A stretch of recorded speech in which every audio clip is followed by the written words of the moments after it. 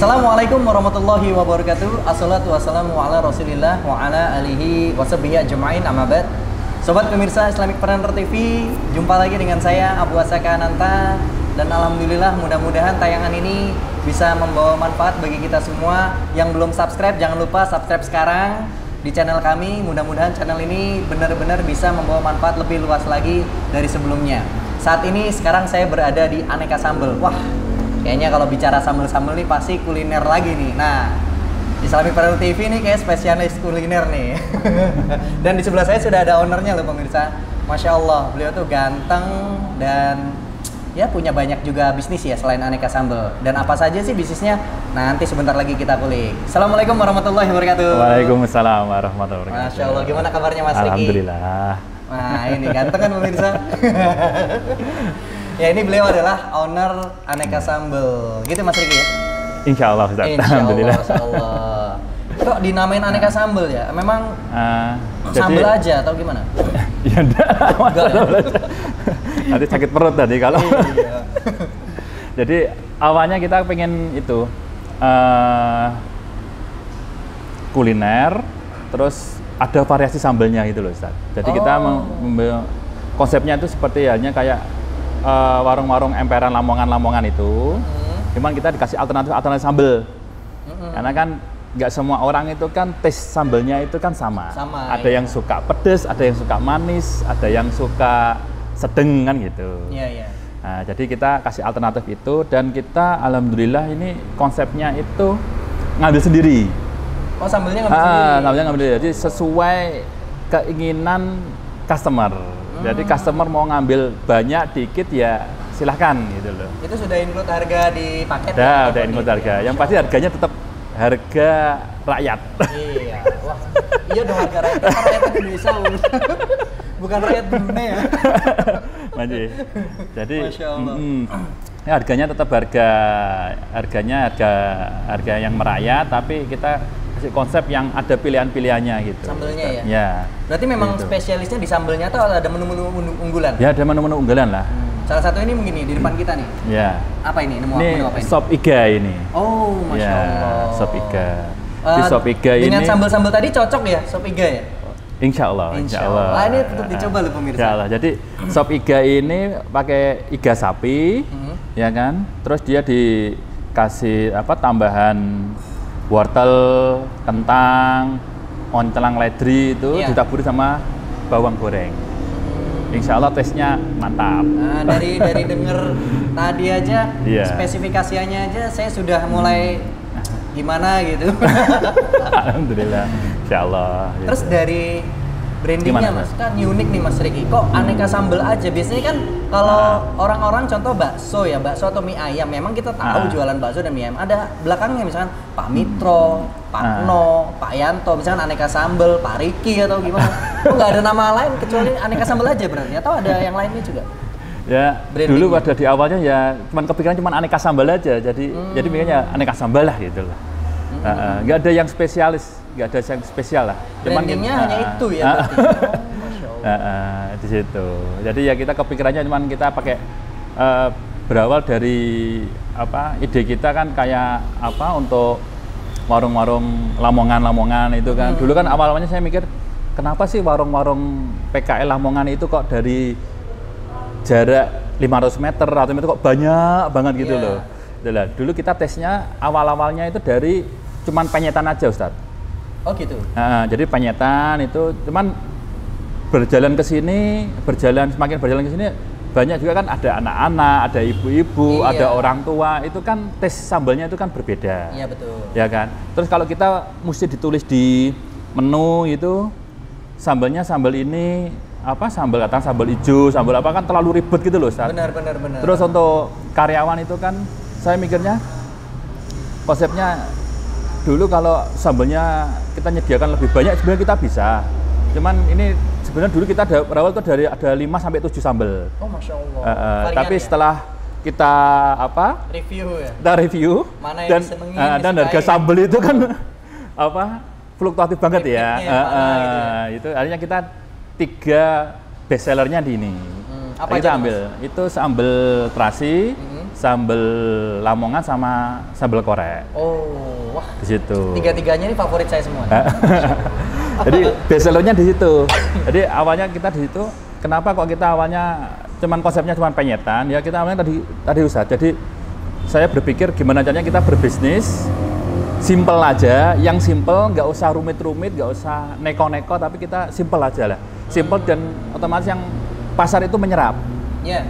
Dan bisa repeat ya. Nah, bisa repeat di situ. Jadi saya mikirnya dulu penyetan itu, lah belakangan ke sini kok kita ngelihat ada, kita nyoba kayak tahu gimbal, ya, terus sop iga, terus iga bakar. Kita nyoba, dulu pernah ada soto ayam, kepala manyung. Ya, tapi ya itu karena repeatnya kurang kenceng, kita sering apa? Sisa-sisanya banyak, akhirnya kita discontinue gitu. Betul. Ya memang harus ada perbaikan dalam bisnis ya Mas Eki ya. Nggak mudah juga berarti ya. Walaupun sesederhana aneka sambel, hanya jualan sambel, tapi nggak mudah juga ya maintenance ya. Dan karena, boleh tahu nggak kira-kira sejak kapan buka aneka sambel? Dari 2015 Ustaz. Oh Masya Allah, berarti sudah 6 tahunan ya? Iya, baik kita jatuh bangun, alhamdulillah jatuh bangun. Jadi saya ngelihatnya itu kan karya ini warung pertama ya. Di warung pertama itu kan saya ngelihat, saya create untuk prototipenya. Nanti kedepannya kan terkenal insya Allah saya buka cabang-cabang itu kan tinggal duplikasi aja. Ini prototipenya gitu. Jadi karena saya nggak beli franchise, nggak beli nggak belajar macam-macam. Saya juga sendiri juga nggak bisa masak, Ustaz. Oh, Masya Allah. Ini luar biasa nih. Kemarin kita temui ya pengusaha penjahit nggak bisa jahit. Ini pengusaha kuliner nggak bisa masak, pemirsa. Luar biasa kan, Masya Allah. Ini gimana rahasianya? Ini nih yang penting. Ya, saya biasanya kan dari awal kan cuman yang awal-awal itu kan saya kerjasama dengan temen. Jadi kan dulu kan ini toko-toko mebel, ya kan. Toko mebel ya, setelah kita jalan kok mebel itu kan karakternya dia itu kan traffic itu nggak melimpah. Traffic itu kadang cuma 1, 2, 3 gitu. Cuman kalau saya pikir-pikir ini gimana ya pingin buat rame gitu kan. Ini kan ada area yang sedemikian luas, kok sayang banget kalau cuma 1, 2 orang aja yang masuk gitu kan. Akhirnya kan saya mikiran gimana kalau tak kasih kuliner lah ya. Nah gitu, coba kasih kuliner. Nah dulu awalnya saya juga nggak begitu paham ini nol besar gitu loh. Nol besar, jadi akhirnya saya kan gandeng sama temen ya, cuman kembali lagi karena visinya nggak sama, akhirnya kita bisa putus di tengah jalan. Nah, terus saya berpikirnya gini, akhirnya gimana caranya saya ini tetap, kalau saya kan udah memulai bisnis itu kan yang mentor saya pernah ajarkan itu gini, finish what you have started.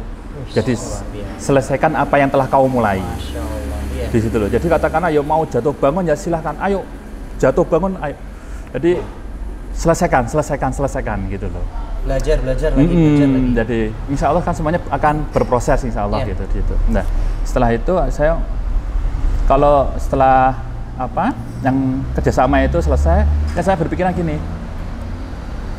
aku pengen jualan tapi yang sekuat saya. Jadi yang semampu saya itu. Akhirnya saya kan alhamdulillah kan minta tolong sama Budi. Budi yang di Jepara itu kan dia punya warung kecil, emplek-emplekan gitu kan. Budi bisanya masak apa Budi? Ayam goreng bisa, bebek goreng bisa. Alhamdulillah. Akhirnya Budi nanti itu ya Budi bantuin ya Budi gitu. Ya wis Dek, Dek ya. Alhamdulillah Budi di sini yang semuanya masak Budi yang bisanya apa udah masak. Udah nggak usah mikir chicken teriyaki, tidak usah mikir saus barbecue, saus macam-macam. Dah yang ada yang bisanya Budi apa, ayo simple bikin. Jadi nggak yang kekinian banget, yang kita nggak yang rumit. Jadi kita berawal dari yang sesederhana mungkin, yang kita semampu kita lakukan. Masya Allah. Di situ. Jadi yang penting action. Nah, yang penting action. Jadi kuncinya usaha itu bukan fokus, tapi action dulu. Ya. Kalau fokus nanti setelah action. Ya, insya Allah di situ. Dan tentu dimulai dengan Bismillah. Niat karena Allah Taala. Wah ini luar biasa cerita ya pemirsa ya. Jadi nggak mudah juga dalam membangun usaha ya. Tapi itulah berproses, kita setiap manusia itu punya prosesnya masing-masing. Ya. Dan ini salah satu ceritanya Mas Riki yang bisa jadi sahabat pemirsa itu merasakan yang sama nih. Dan tapi kalau yang belum pernah usaha ya jangan takut. Nah, kan kita tayangan ini tujuannya untuk mengedukasi. Mas Riki, selain aneka sambel, itu ada usaha lagi apa sih? Ini ada jual beli mobil. Oh, Masya Allah. Ya, jadi jual beli mobil itu, jadi gini Ustadz, konsep saya itu di sini, saya itu mau meng-create lokasi dulu. Yeah. Jadi lokasi ini saya create dulu supaya apa? Supaya lokasi ini maksimal. Gitu loh. Jadi katakanlah ini kan milik sendiri, ya kan. Cuman kita ada lahan lokasi di pinggir jalan itu kan sayang kalau ya nggak dimaksimalkan potensinya. Jadi di situ. Ya tadi saya juga berbeda seperti tadi yang pernah kita bicarakan itu, kita apa mau di franchise atau diduplikasi itu. Cuman saya mikirnya gini, saya selesaikan ini dulu. Ini selesaikan dulu, kawasan ini saya create dulu supaya maksimal. Akibatnya aset ini dia bisa jalan dulu, ya kan. Nanti insya Allah bisa jadi pasif income kan di situ. Nah di situ. Jadi saya berpikirnya nggak macam-macam. Yang pasti saya selesaikan ini dulu, baru setelah selesai nanti mikir lainnya. Nah, tinggal di situ. Jadi selesaikan dulu satu, berpikir ke langkah selanjutnya apa. Balik lagi ke bisnis yang jual beli mobil kan nggak nyambung nih sama kuliner. Kok bisa kepikiran? Nggak nyambung ya. Atau duluan mana nih? Nah, kalau duluan kuliner pastinya, ya kan. Ya. Cuman kembali lagi kan saya mikirnya kan gini. Atau penghobi mobil memang mengkoleksi juga bisa jadi. Jadi dulu gini Ustaz, jadi awal muasal kita jual beli mobil itu kan saya berpikir gini, kalau kita bisnis kan saya kadang-kadang sering nongkrong di warung, ya kan. Terkadang kok banyak mobil yang datang, terus kadang-kadang kan ada pelanggan itu kan yang teman-teman itu rata-rata ada beberapa yang ngomong itu, Mas kok sepi, kok gitu, kok kayaknya kok sepi, kok nggak rame gitu loh. Ya saya ngelihatnya gini, oh ini apa mungkin dibikin rame ya, gimana caranya ya?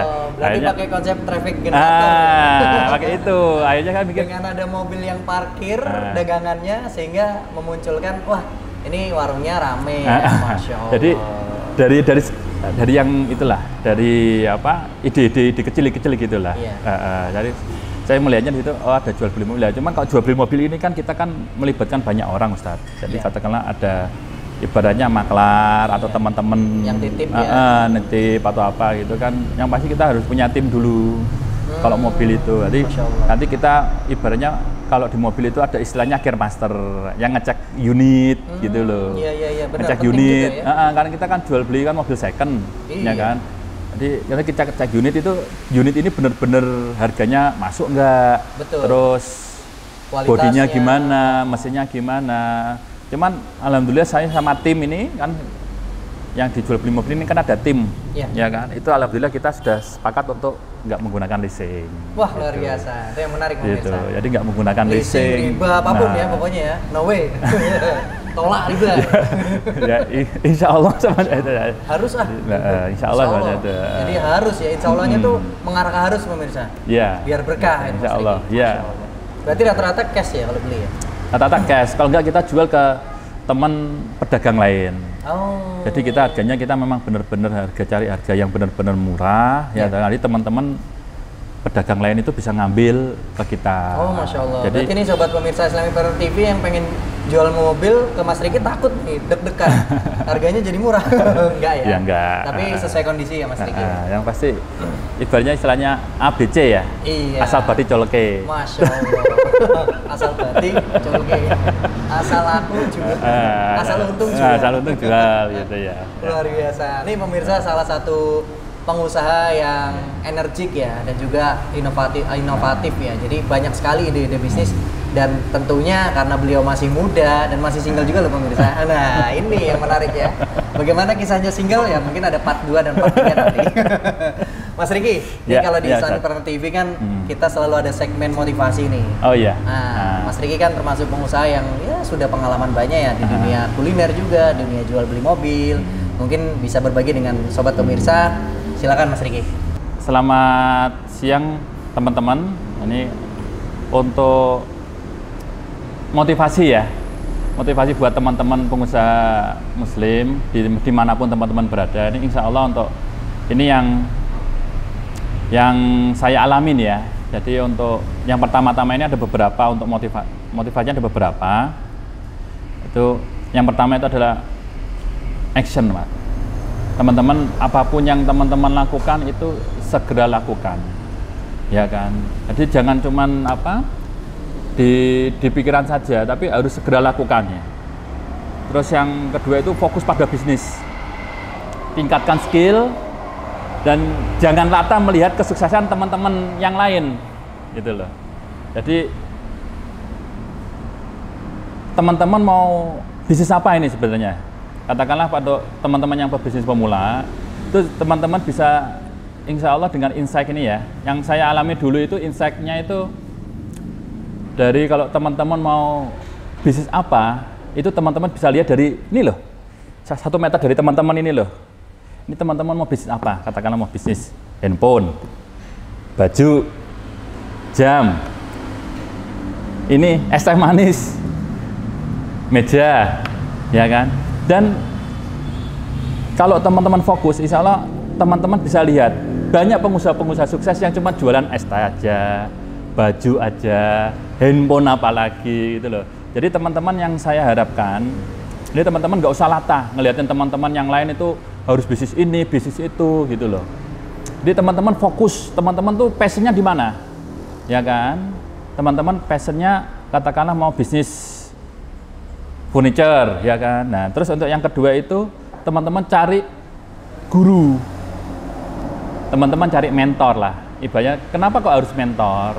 Karena teman-teman nanti bisa menimba ilmu dari mentor itu. Jadi karena mentor itu kan sudah jatuh bangun ini, ya kan? Jadi dia dari A sampai B sampai Z itu kan sudah jatuh bangun. Gimana permodalan, gimana cara manajemen karyawan, manajemen perusahaan, manajemen keuangannya, itu kan teman-teman bisa pelajari di situ, ya kan?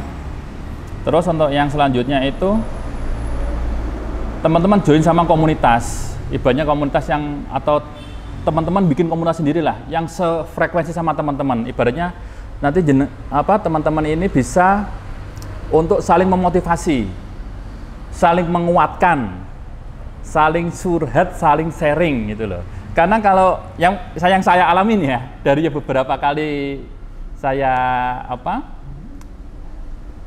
usaha, beberapa kali membuka bisnis itu, kalau kita nggak ada partner, ibaratnya teman sparring gitu ya, atau ada sahabat yang sefrekuensi sama kita itu, kebanyakan mereka itu mesti nyokor-nyokor lah, ibaratnya cara Jawanya itu, ya kan? Ibaratnya, wah usahaku sepi ya, podo, aku ya sepi, sama saya juga sepi. Lah kalau gitu gimana cara kita motivasinya, gitu loh? Kalau kita berteman sama teman-teman satu frekuensi, ya kan? Makanya kita, aku kok usahaku kok sepi ya, gimana caranya ya ini ya? Punyamu gimana? Ada masukan nggak buat kita? Ya kan? Gimana cara create produk lagi? Gimana cara membuat added value untuk produk kita itu gimana? Ya. Mereka pasti bisa memberikan motivasi dan insight-insight baru lagi kepada kita. Terus yang selanjutnya itu, ini kita bikin tim ya. Jadi maksudnya kita tim pemasaran, tim produksi, tim kreatif gitu loh. Jadi jangan jadi ibaratnya itu ya Superman ya, manusia super, semuanya kita lakuin sendiri semuanya gitu loh, ya kan? Nggak ada bisnis yang bisa bertahan lama dan berkembang pesat kalau teman-teman cuma semuanya kerjakan sendiri. Ya kalau teman-teman itu sehat, tapi nanti kan kadang-kadang teman-teman itu sakit, ya kan? Terus anak sakit, istri atau ada kendala macam-macam gitu kan, teman-teman nanti bisa itu sebenarnya gampang goyah gitu loh. Kalau teman-teman punya tim, teman-teman kan nanti kan bisa saling menopang, saling mendukung, saling mensupport gitu loh. Nah, untuk selanjutnya ini yang saya alamin ya, jangan buru-buru pengen cepat kaya. Bisnis itu berproses ya bro. Jadi jangan buru-buru pengen cepat kaya. Dikit-dikit, wah gimana caranya aku besok pengen beli mobil, pengen beli rumah, pengen usahanya berkembang pesat. Itu benar, ya kan? Itu memang benar motivasi, itu namanya untuk tujuan betul. Tapi teman-teman jangan buru-buru cepat kaya. bisnis itu berproses, ya. Bisnis itu berproses. Jadi ibarat seperti bayi lah. Ibaratnya bayi itu tengkurap, merangkak, dia mulai belajar berdiri, ya kan, terus berjalan, terus kemudian berlari, ya kan. Ya bisnis semacam itu. Kita tekunin, fokusin, dipelajarin, jangan buru-buru. Katakanlah gini, yang tadinya kita bisnis kuliner, oh kok udah mulai sepi, terus berpikir, oh teman-teman yang jualan properti kok bagus ya, gini ya. Terus kita pengen jualan properti gitu kan. Dan ini yang saya alamin ya. Rata-rata kalau kita mindset macam itu, akhirnya kita akan kayak gali lubang tutup lubang. Bisnis yang lama kita tinggalkan, kita ke bisnis baru pun belum tentu bisnis yang kita lakukan itu seperti yang kita idam-idamkan, gitu loh. Dalam artian gini, kita kalau ketemu sama orang ini ya, kebanyakan kan mereka kan itu menceritakan kan kesuksesan mereka, tapi pahit getirnya mereka itu pasti nggak kelihatan, nggak diceritain. Ibaratnya kita pohon itu akar itu pasti nggak kelihatan, akarnya dia sampai kemana nggak kelihatan, ya kan? Tapi rindangnya daun, rindangnya pohon itu insya Allah kelihatan. Jadi teman-teman jangan ibaratnya kalau anak zaman sekarang itu lebay ya. Lihat teman-teman yang lain itu bisnisnya maju, semuanya nggak segampang itu, bro, ya toh? Nggak segampang itu Ferguson. yang ibaratnya idiom yang terjadi itu ya. Nah, terus fokus bisnisnya, nikmati prosesnya, jangan itu.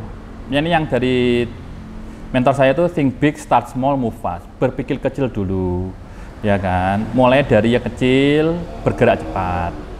Nah, itu yang tadi yang motivasinya teman-teman. Terus ini ada lagi, ini yang kebanyakan yang saya alami dari teman-teman pengusaha-pengusaha yang lain, sekelas tingkat UMKM ini yang motivasinya ya. Itu pisahkan keuangan pribadi dengan perusahaan. Jangan sekali-sekali dicampur. Ya kan, sesimpel itulah. Tapi dari simpelnya itu tuh ternyata susah sekali untuk dilakukan. Pisahkan keuangan pribadi dengan keuangan perusahaan. Jadi katakanlah saya jualan aneka sambal ini, jualan kuliner aneka sambal. Ya saya harus pisahkan uang pribadi dengan uang perusahaan, gitu loh. Jadi perusahaan ini biar ngerol dulu. Hasilnya biar ngerol, dia mau keuntungan, modalnya, gitu loh. Karena apa? Kalau kita pisahkan, jadi kita bisa cek dan recheck, kita koreksi, ya kan? Ini pendapatan saya bulan ini naik apa turun, tambah apa minus, itu loh. Tapi kalau kita campur dengan keuangan pribadi, pengalaman saya dulu juga mengalami hal demikian itu, kok tiba-tiba kok bayar karyawan kok, bayar tenaga kerja, bayar teman-teman karyawan kok kurang ya? Ini uangnya lari kemana ya? Terus terkadang begitu kita dapat setoran, kita jalan-jalan, anak minta jajan, kita ceak-ceak gitu loh, kita beli, tapi kita nggak terdeteksi gitu, nggak ada hitam di atas putihnya itu, jadi kita repot gitu loh. Kalau teman-teman udah pisahkan keuangan pribadi dengan keuangan perusahaan, insya Allah itu awal muasal ketertiban disiplin manajemen keuangan teman-teman semuanya, ya. Itu kunci pokok ya, itu yang saya alamin dari beberapa teman-teman itu. Rata-rata itu mereka karena, Mas, gimana saya mau memisahin lah, sekarang saya aja keuntungannya aja belum kelihatan, ya karena belum kelihatan itu jadi teman-teman sungkan untuk memisahin gitu loh, ya kan. Coba pisahkan dulu, kalau memang minus ya minus, terhitung gitu, tidak ada masalah lah semuanya, tapi yang pasti itu semuanya jelas. Terus ini buat teman-teman yang itu ya, yang khususnya yang teman-teman pengusaha muslim yang hijrah ya, itu ini pengalaman saya ya. Jadi ini sedikit pengalaman ya, kalau boleh saya insya Allah sharing sama teman-teman. Jangan selalu menyalahkan riba. Rata-rata teman-teman itu yang pengusaha muslim yang hijrah itu selalu menyalahkan riba. Harapan saya itu jangan selalu menyalahkan riba, gitu loh. Memang riba itu dosa besar, ya kan? Tapi teman-teman juga harus upgrade skill. Jadi begitu teman-teman jangan tiba-tiba teman-teman itu bangkrut terus menyalahkan riba, oh saya karena pakai utang bank. Tidak semuanya itu karena riba itu, tapi karena teman-teman juga nggak upgrade skill, ya kan? Teman-teman nggak belajar banyak soal bisnis. Kalau mau bisnisnya sukses ya belajar soal bisnis, ilmu bisnisnya gitu loh. Jangan tiba-tiba cari kambing hitam, ini salah karena riba, karena riba, karena riba. Kalau teman-teman melulu menyalahkan riba, itu banyak pengusaha di luar sana itu yang nggak pakai riba itu juga gulung tikar gitu loh. Jadi teman-teman harus bisa upgrade skill. Semuanya kita belajar bisnis itu perlu pengetahuan, perlu fikih muamalah dan perlu skill. Jangan malas untuk belajar gitu ya. Jadi teman-teman, harapan saya jangan selalu menyalahkan riba dan cari kambing hitam. Dan untuk pesan buat teman-teman yang lainnya juga, kalau ada teman-teman yang belum hijrah itu gandeng mereka. Jangan suudon, apalagi memakai atau menjauhi mereka, jangan. Ya, gandeng. Ayo kita gandeng semuanya. Kita sebagai sesama muslim, kita semuanya bersaudara. Ya kan? Kita gandeng mereka, kita rangkul, kita motivasi mereka. Ya, insya Allah kalau kita bisa berdakwah ya, alhamdulillah di situ. Oke, dari saya cukup demikian. Terima kasih. Masya Allah, luar biasa sekali nih, ya, alhamdulillah. Mas Riki motivasinya panjang kali lebar, luar biasa. Masya Allah, inilah pemirsa kalau kita bicara dan ketemu sama pengusaha ya seperti ini. Jadi apalagi konsepnya ini ya, khairunas anfa'uhum linnas ya, pengen ngasih manfaat terus rasanya gitu ya Mas Riki ya. Dan tadi udah paham tentang riba dan sebagainya. Ya memang kita nggak boleh nyalain riba karena kita juga harus upgrade ilmu. Ribanya kita nggak pakai, terus usaha juga banyak yang gulung tikar ya. Wah, banyak juga itu pemirsa. Karena apa? Karena memang kita nggak ngerti usaha apa sih sebenarnya, bagaimana sih cara memulainya, apalagi nggak punya mentor gitu ya. Ya bisa sih nggak punya mentor, kita mentornya dengan di luar ataupun tidak melalui langsung ke orang ya. Tapi jarang sekali orang yang seperti itu mungkin ya. Tetap kita harus punya guru dan sebagainya. Mas Riki, terima kasih banyak nih udah sharing-sharing di Islamic TV. Alhamdulillah Ustaz, jazakallah khair. Masya Allah, mudah-mudahan nanti bisnisnya semakin berkembang. Amin. Dan berkah dari Allah Subhanahu wa Ta'ala. Dan tentunya sobat pemirsa juga sama ya, dengan doa yang sama akan dirasakan kita semua. Terima kasih banyak. Assalamualaikum warahmatullahi wabarakatuh. Waalaikumsalam warahmatullahi wabarakatuh. Masya Allah, luar biasa. Mudah-mudahan kita mendapatkan manfaat dari tayangan Islamic Partner TV pada kali ini. Jangan lupa setiap kita itu punya kelebihan masing-masing dan Allah memberikan itu pada kita semua. Dan tentunya semua juga bisa jadi pengusaha loh. Yang penting mau apa enggak. Jangan lupa subscribe, klik loncengnya, like, komen, dan share seluas-luasnya agar tayangan ini bisa bermanfaat bagi banyak orang. Jangan lupa bercita-cita untuk sukses itu boleh, namun berkah harus jadi kenyataan. Barakallahu fikum, saya undur diri. Assalamualaikum warahmatullahi wabarakatuh.